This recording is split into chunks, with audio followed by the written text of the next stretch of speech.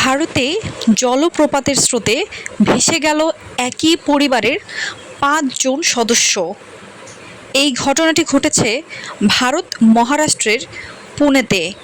পুনের জলভালায় একটি জায়গা যেখানে জলপ্রপাত হয়ে থাকে, সেইখানেই ৭ সদস্যের এই পরিবারটি গিয়েছিল গত রোববার পিকনিক করতে।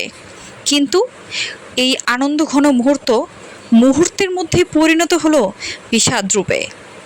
মূলত তারা রোববার ছুটি কাটাতে পিকনিকে গিয়েছিল। দুপুরের দিকে পানি কিছুটা কম থাকায় তারা পরিবারের সবাই মিলে নিচের দিকে নেমে গিয়েছিল, কিন্তু জলের স্রোত হঠাৎ এত বেশি তীব্র হয় যে তারা এখানে দাঁড়িয়ে থাকতে বাধ্য হয়।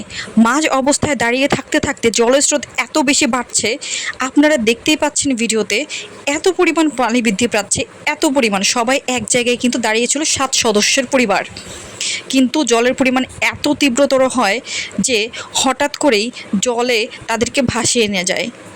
এই পর্যন্ত জানা গিয়েছে এখানে তাদের মোটামুটি ২ জনের মনে হয় মৃত লাশ পাওয়া গিয়েছে, আর বাকি ৩ জন নিখোঁজ রয়েছে। এই অবস্থায়, অর্থাৎ এই বর্ষাকালে অথবা এত বৃষ্টির সিজনে দয়া করে আপনারা এই টাইপের জায়গায় যাওয়া থেকে বিরত থাকবেন এবং গেলেও অতি সাবধানতা অবলম্বন করবেন। ভিডিওতে যদি আপনারা লক্ষ্য করেন, দেখবেন আশেপাশে কিন্তু অনেক মানুষই দাঁড়িয়ে আছে, কিন্তু কেউ কোনো সাহায্য করতে পারছে না।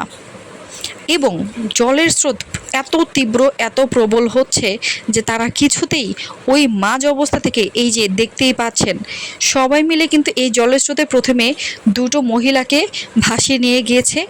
পরবর্তীতে কেউ আর কন্ট্রোল রাখতে পারেনি, কারণ স্রোত এতটাই বেশি যে কন্ট্রোল রাখাটা খুবই মুশকিল।